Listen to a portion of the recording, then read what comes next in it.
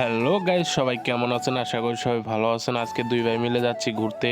আজকে আমাদের প্ল্যান আছে যে আমরা যাবো আজকে শালপা রোডে। আপনারা যদি চিনে থাকেন অবশ্যই কমেন্টে বলে যাবেন। গ্রামের ওয়েদারটা জোস ছিল, ক্যামেরাটাও ভালো না, কম দামি ক্যামেরা, তো এর জন্য খারাপ দেখা যাচ্ছে। তো ভাই তেলের যে সংকট, তার লাগে আমরা 1 লিটার তেল নিয়ে নিয়েছি।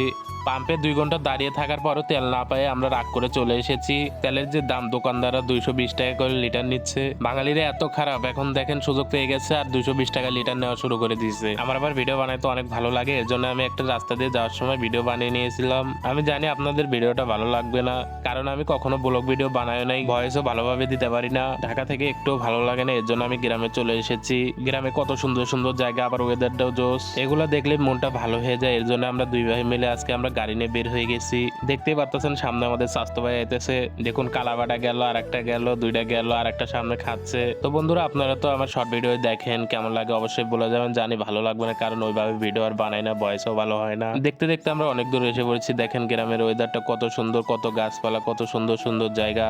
তো বন্ধুরা, আপনারা আপনাদের গ্রামে ঘুরবেন, মনটা ভালো হয়ে যাবে দেখবেন। শহরের লোক তো বলে গ্রামের খ্যাত, গ্রামের খ্যাত, আর গ্রামে যে কত মজা আর কত সুন্দর সুন্দর জায়গা এরা তো আর জানে না। তো বন্ধুরা, আপনারা সবাই ঘুরবেন ফিরবেন, মনটা ভালো থাকবে। আল্লাহ হাফেজ, সবাই ভালো থাকবেন। ভিডিওটা এখানেই শেষ।